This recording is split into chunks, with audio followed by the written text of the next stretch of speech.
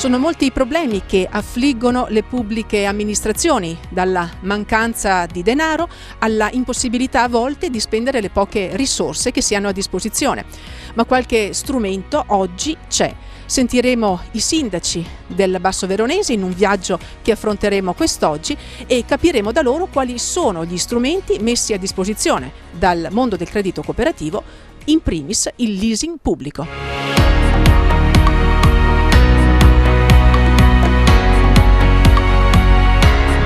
Ascoltando le esigenze degli amministratori abbiamo percepito che avevano bisogno di uno strumento agevolato per realizzare le opere pubbliche quali le piscine, gli impianti sportivi, le case di riposo, gli asili, i municipi, e l'esigenza è nata dal fatto che i comuni attualmente hanno dei vincoli da rispettare per la costruzione e la realizzazione di queste opere. E il leasing pubblico è uno strumento che agevola l'amministrazione pubblica, non deve più pensare a niente e realizzare l'opera in totale sicurezza delle tempistiche e della certezza della realizzazione del progetto.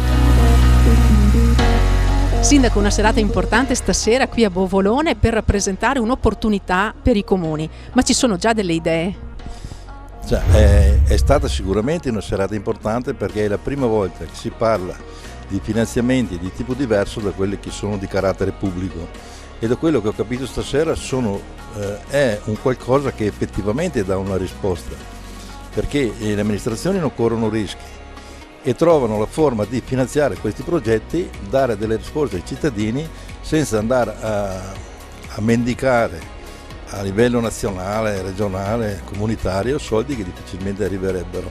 Queste opportunità sicuramente sono da sfruttare perché danno la possibilità anche a comuni come il nostro di entrare a dare delle risposte ai cittadini con opere importanti. Insomma, noi per esempio abbiamo una piscina comunale che dobbiamo rifare praticamente, e questa sarebbe un'occasione effettivamente da sfruttare per questa opera pubblica. Sindaco, un partenariato pubblico-privato per dei progetti concreti, e qui stasera proprio per rappresentarli. Sì, è un nuovo strumento, uno strumento che secondo me alle amministrazioni farà molto comodo, proprio per i vincoli che ci sono normalmente imposti. Personalmente ICREA l'abbiamo già provata su un progetto importante, un rifacimento della struttura natatoria, stiamo parlando di un progetto di 3 milioni di euro, ma era un altro strumento. Questo strumento invece dà comunque una tempistica certa, dà comunque la possibilità di avere delle certezze in termini di tempi, e quindi da quel punto di vista per l'amministrazione diventa sicuramente importante. C'è un progetto nel cassetto, un secondo progetto nel cassetto, e lì stiamo tentando di realizzare una piazza per il paese, ma una piazza intesa come luogo di aggregazione con attività commerciali, negozi, quindi le attività commerciali dovrebbero contribuire con il reddito a supplire all'investimento, e questo potrebbe essere la svolta per dare il senso all'operazione che dobbiamo fare.